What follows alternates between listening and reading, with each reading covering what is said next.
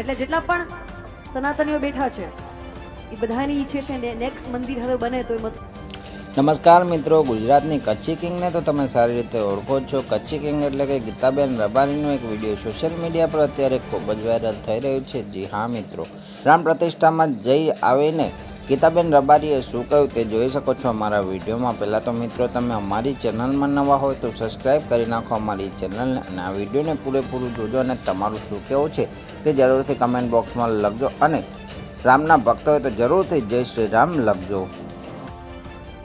સંગ મિત્ર સંગ અયોધ્યા જોઈએ.